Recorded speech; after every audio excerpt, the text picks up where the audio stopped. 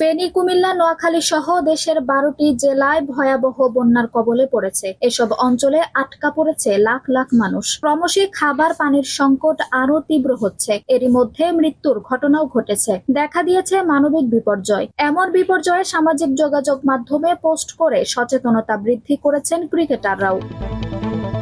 তাওহিদ হৃদয় ফেসবুকে লিখেছেন, কি লিখবো, কি লেখা উচিত? নিজেকে অসহায় মনে হয় যখন সরাসরি দেশের কোনো দুর্যোগে পাশে থাকতে পারি না। বন্ধুদের পাঠিয়েছি, ওরা মাঠ পর্যায়ে কাজ করছে, তবে আমার কষ্ট লাগছে। যতটুকুই করা হবে তা কি যথেষ্ট? তবু করতে হবে, সবাইকে এগিয়ে আসতে হবে। শুধু এখন না, পানি নেমে যাওয়ার পর পর্যন্ত বন্যার্তদের পাশে থাকতে হবে। নৌকা, ওষুধ, বিশুদ্ধ পানি, শুকনা খাবার যে যেভাবে পারেন। ব্যাপার না, আমরা জন্ম থেকে সংগ্রাম করতে জানি, এবারও করব। আল্লাহ এই যাত্রায় আমাদের রক্ষা করবেন ইনশাআল্লাহ। দুর্যোগ ঘটে গেছে, এখন পুরো বাংলাদেশ মিলে তা মোকাবিলা করার সময়। বসে থাকার সুযোগ নেই, সবাই নিজের সাধ্যমতো এগিয়ে আসি, যোগ করেন তিনি।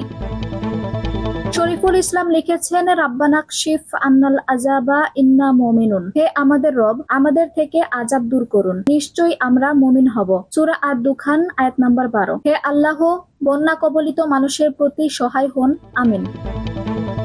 এনামুল হক বিজয় ফেসবুকে লিখেছেন, দেশের বন্যা পরিস্থিতির ভয়াবহ অবনতি। পুরো ফেনী তলিয়ে গেছে, বিদ্যুৎ, মোবাইল নেটওয়ার্ক কিছুই নেই। 2-1 ঘন্টা পরে ফেনীর ভেতর থেকে আর কোনো খবর মোটেও পাওয়া যাবে না। বন্যার্ত মানুষের আর্তনাদ দেখে নিজেকে কোনোভাবেই শান্ত রাখতে পারছি না। এই দুর্যোগ পরিস্থিতি কাটিয়ে উঠতে আমরা প্রত্যেকের জায়গা থেকে দুর্গতদের পাশে দাঁড়ানোর চেষ্টা করি। সবার ঐক্যবদ্ধ প্রচেষ্টায় আল্লাহর রহমতে আমরা অচিরেই এই পরিস্থিতি কাটিয়ে উঠব ইনশাআল্লাহ। এই মুহূর্তে সবচেয়ে বেশি দরকার একে অপরকে সহযোগিতা করা। আল্লাহ সবাইকে হেফাজত করুক।